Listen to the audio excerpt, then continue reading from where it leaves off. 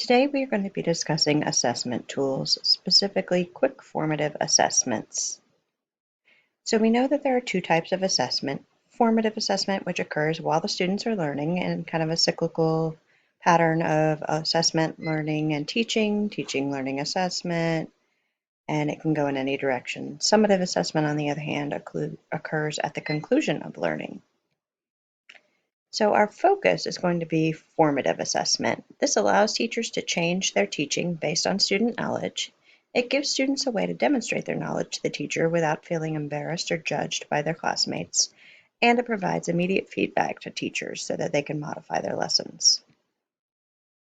Formative assessment tools are often thought of as quick assessments that teachers take for a grade. This can be true as they can be used as a grade, but they can also be used simply to modify instruction in the moment.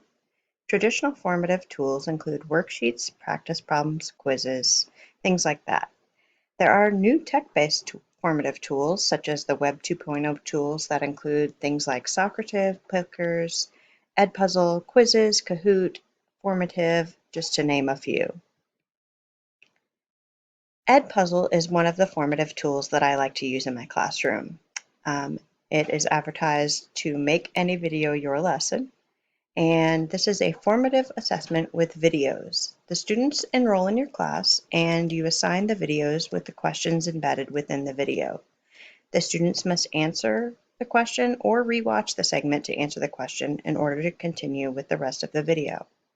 This allows students to learn at their own pace. There are a library of pre-made videos available. You can edit the questions in those pre-made videos, or you can create your own videos or upload other pre-made videos and add your questions to those. If we take a look at the Edpuzzle website,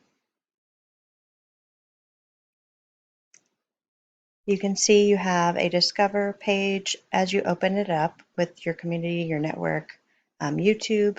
You can sort by subject, you can sort by grade level, you can search the content that you want your video to cover, and you'll be given some videos that are pre-made.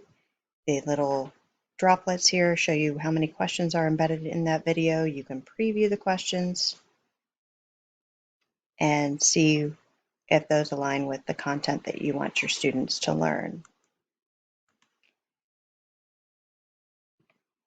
So Edpuzzle can be used in class or at home. It is really great for the use with flipped lessons. It helps ensure student comprehension of the lesson and engages the students throughout the video so that you don't have students who just let the video play or click on the link depending on what your monitoring capabilities are.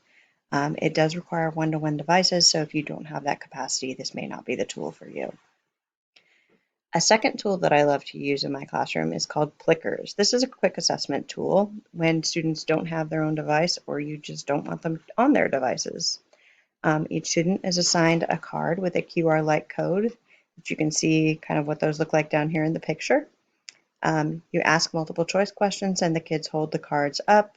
The orientation of the card determines what answer they are selecting, and then you just grab your phone and scan the cards to quickly see what percentage of students got the correct answer.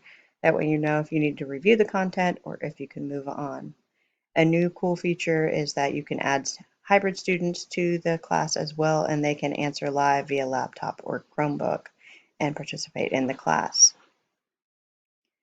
Looking at the Plickers website, it also has a Discover page. You have your classes where you can look and see how they've done.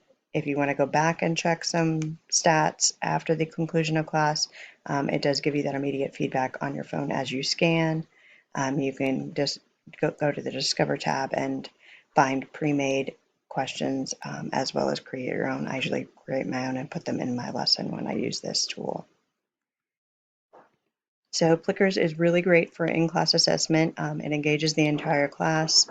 Those students who don't normally respond are able to answer questions in class without fear of embarrassment, as kids can't tell what answer they're holding up with those cards. And it doesn't require your students to have a device. So in conclusion, our formative assessment tools, Web 2.0 tools have given us the capability to select tools that are appropriate to the curriculum you teach, and they provide teachers with the immediate feedback that they need to modify their lessons. Edpuzzle and Plickers are just two of my favorite tools that I have found helpful in the chemistry classroom. They provide me with the information I need to modify my instruction. I hope that you find these tools helpful in your instruction as well. Thank you for your time and attention.